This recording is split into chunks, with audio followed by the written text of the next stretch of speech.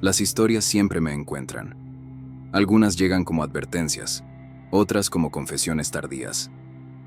Esta llegó con una sensación distinta, más difícil de explicar. Como si quien la escribió no buscara respuestas, sino dejar constancia de algo que todavía ocurre. El remitente pidió permanecer en el anonimato.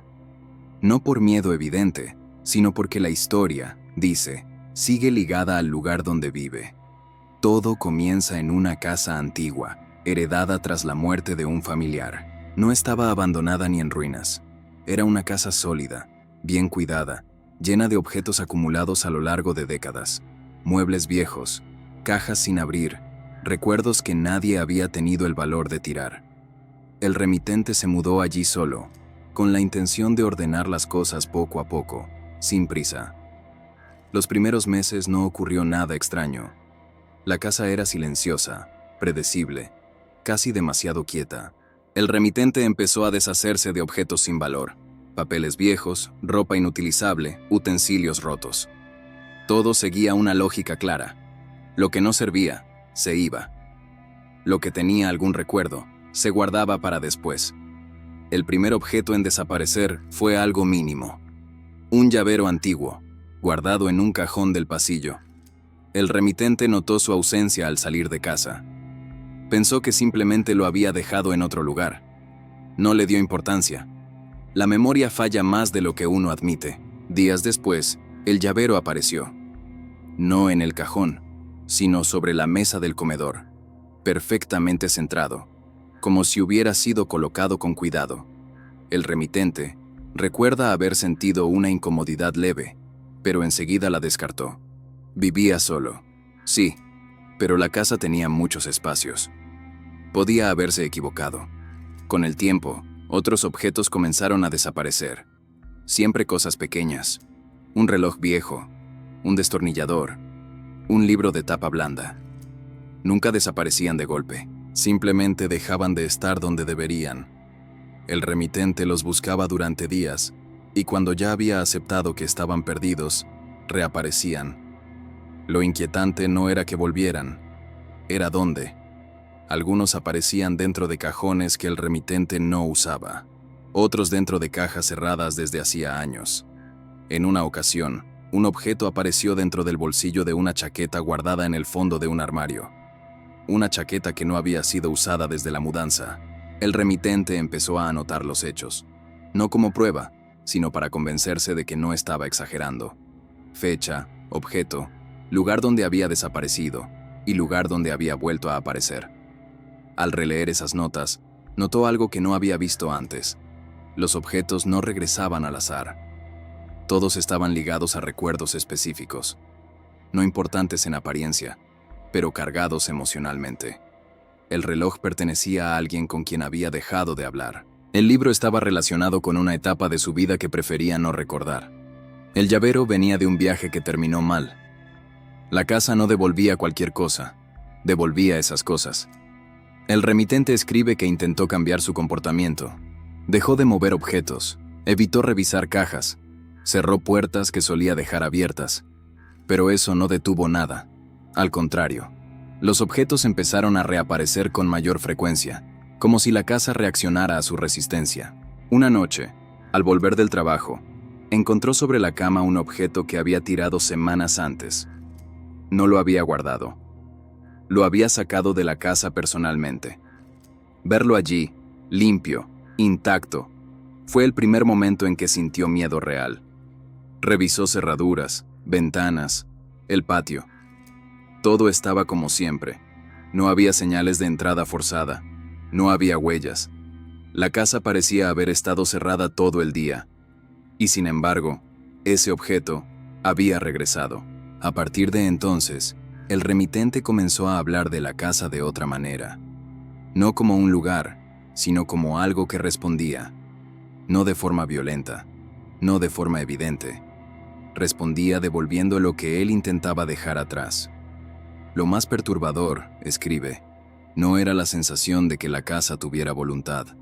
Era la impresión de que sabía exactamente qué objetos devolver y cuáles dejar ir para siempre, porque no todo volvía. Algunas cosas desaparecieron y no regresaron jamás. Y esas ausencias, curiosamente, eran las que menos le dolían. Fue entonces cuando el remitente empezó a preguntarse si la casa no estaba desordenando su vida, sino ordenándola de una forma que él no había elegido. Y esa idea, silenciosa y persistente, fue mucho más difícil de ignorar que cualquier objeto fuera de lugar. El remitente escribe que, después de aceptar que la casa devolvía ciertos objetos, su relación con el espacio cambió por completo. Ya no caminaba por las habitaciones con la misma naturalidad. Cada superficie, cada cajón, cada mueble, comenzó a sentirse como una posible respuesta. No sabía a qué, exactamente, pero la expectativa estaba siempre presente. Decidió no tocar nada durante algunos días. Dejó los objetos donde estaban, incluso aquellos que le incomodaban. Pensó que, si la casa reaccionaba a sus intentos de descartar, tal vez la quietud detendría el fenómeno. Pero el silencio no trajo calma. Trajo otra cosa: anticipación. El siguiente objeto en reaparecer fue una caja pequeña, de cartón, que había guardado en el altillo apenas llegó. Dentro había fotos antiguas y algunas cartas que nunca volvió a leer. La había cerrado con cinta y la había colocado al fondo, detrás de otras cajas. Una mañana la encontró abierta, apoyada contra la pared del pasillo, como si alguien la hubiera bajado con cuidado. Las fotos estaban intactas. No faltaba ninguna. Las cartas, también. Pero el orden no era el mismo. Algunas estaban arriba, otras debajo, reorganizadas de una forma que no seguía una lógica evidente. El remitente sintió una presión inmediata en el pecho, no por el contenido, sino por el gesto. La casa no estaba mostrando algo nuevo, estaba reordenando. A partir de ese día, los objetos dejaron de aparecer solo en lugares improbables. Empezaron a aparecer en lugares visibles. La mesa del comedor, el sofá, el umbral de una puerta. Como si la casa hubiera dejado de ser discreta, como si ya no necesitara ocultar el movimiento. El remitente intentó atribuirlo al estrés. Pensó en lapsos de distracción, en olvidos involuntarios, pero esa explicación se desmoronaba cada vez que encontraba un objeto en un sitio que sabía, con absoluta certeza, no haber tocado. La memoria podía fallar. La coherencia espacial, no tanto. Empezó a notar algo más inquietante. Los objetos reaparecían en momentos específicos del día, nunca al azar, casi siempre al final de la tarde o durante la noche, cuando la casa estaba en silencio y él regresaba cansado. Era como si la casa eligiera momentos de menor resistencia. Una noche, al entrar al baño, encontró sobre el lavamanos un objeto que no había visto en años. Algo que había pertenecido a alguien que ya no estaba en su vida. El remitente escribe que se quedó mirándolo durante varios minutos, sin tocarlo, con una sensación extraña de exposición. Como si la casa hubiera decidido sacar ese recuerdo de su escondite, justo cuando él no tenía fuerzas para apartarlo. Decidió entonces hacer una prueba consciente. Eligió un objeto al azar, sin carga emocional aparente, y lo guardó en una caja cerrada, en un lugar alto. Quería saber si la casa lo devolvería también. Pasaron días. El objeto no reapareció. Esa ausencia fue, curiosamente, tranquilizadora. Eso confirmó algo que ya sospechaba. La casa no devolvía cualquier cosa. Devolvía lo que él había intentado dejar atrás sin resolver. Lo que había sido empujado a un rincón, no porque no importara, sino porque importaba demasiado. Con esa certeza, empezó a resistirse de otra forma. No tiraba los objetos. No los escondía. Simplemente los dejaba donde aparecían, sin tocarlos durante horas, a veces días. Observaba si la casa reaccionaba. Y lo hacía. Los objetos se movían ligeramente. Cambiaban de lugar. Nunca de forma abrupta. Siempre con una sutileza inquietante. El remitente escribe que comenzó a sentir que la casa no estaba reclamando atención, sino presencia. No quería que él se deshiciera de las cosas. Quería que estuviera allí con ellas. Que las mirara. Que las reconociera. Esa convivencia forzada empezó a afectar su descanso. Dormía mal. Se despertaba con la sensación de que algo había cambiado durante la noche, aunque no siempre pudiera identificar qué. A veces encontraba un objeto nuevo en la habitación. Otras, notaba que uno había desaparecido sin volver. Lo más perturbador era esa selectividad. La casa parecía saber qué recuerdos podían volver y cuáles debían desaparecer para siempre.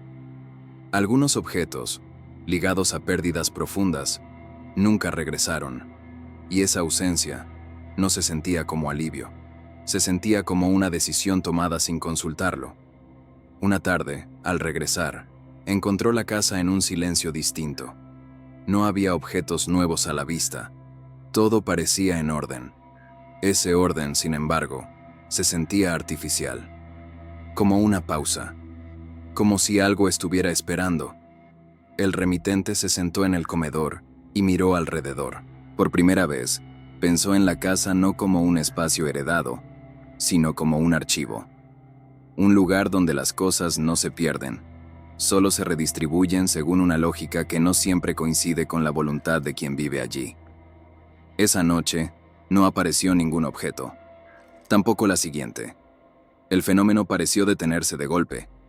El remitente escribe que ese silencio fue más inquietante que el movimiento constante, porque ya había aprendido que la casa nunca hacía nada sin motivo. Empezó a preguntarse qué ocurriría si, por una vez, no resistía. Si en lugar de esconder o ignorar, se sentaba con cada objeto devuelto y aceptaba lo que representaba. Esa idea lo acompañó durante días, como una invitación incómoda. Y con ella, la certeza de que la casa aún no había terminado de devolverle todo. Porque no siempre lo que vuelve es un objeto. A veces, es la parte de uno mismo que quedó atrapada en él. El remitente escribe que, después de varios días de silencio, decidió dejar de resistirse. No como un acto de valentía, sino por agotamiento.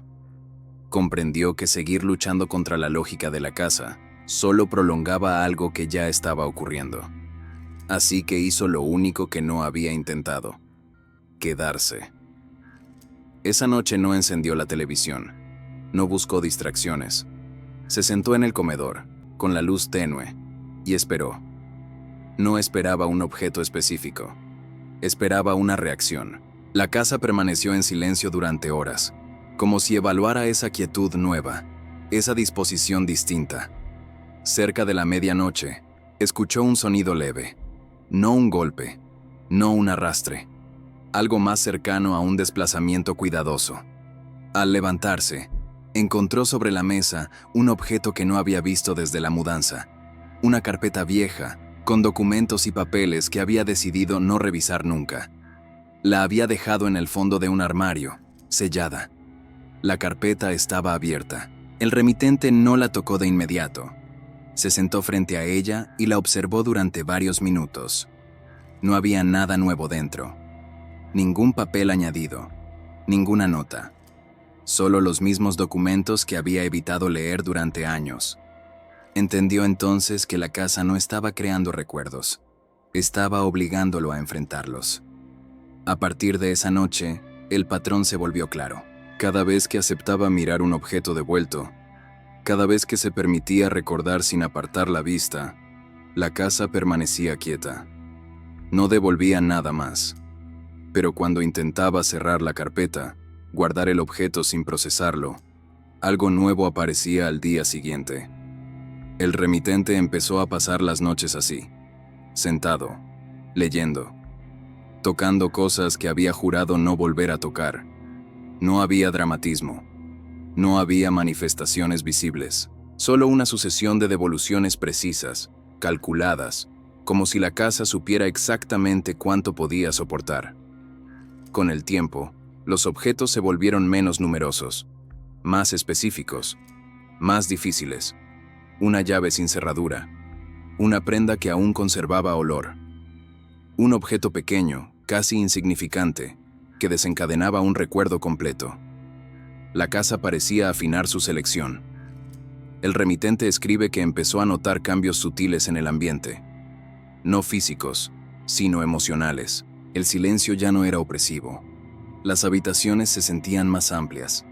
La casa no estaba perdiendo cosas, estaba soltándolas, una, a medida que él hacía lo mismo.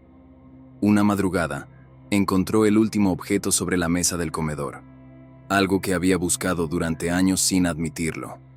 No lo describe, no da detalles, solo dice que, al verlo, entendió por qué la casa había esperado tanto para devolverlo.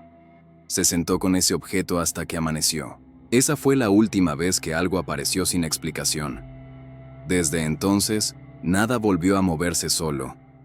Los cajones permanecieron cerrados, las cajas intactas. La casa recuperó una quietud distinta, menos tensa, más honesta. El remitente no afirma que la casa haya cambiado. Afirma que cambió su relación con ella. Ya no la ve como un lugar que guarda cosas, sino como un espacio que exige coherencia. Lo que se oculta, vuelve. Lo que se enfrenta, se queda en su sitio. Hoy, escribe, la casa sigue en pie. Los objetos también. Algunos están a la vista, otros guardados, pero ninguno reaparece sin razón. Ninguno desaparece sin despedida. Al cerrar su relato, el remitente deja una reflexión sencilla, casi incómoda por su claridad. A veces creemos que somos nosotros quienes dejamos cosas atrás, pero hay lugares que no permiten el olvido sin consecuencias. Y cuando una casa devuelve lo que intentamos perder, no siempre es para asustarnos, sino para recordarnos que vivir en un lugar también implica habitar lo que somos. Gracias por quedarte hasta aquí. Si este relato te acompañó, deja tu like. Eso mantiene este espacio vivo y me permite seguir contando estas historias. Y si quieres escuchar los relatos que llegan mañana, suscríbete. Yo estaré aquí. Increíble, pero real.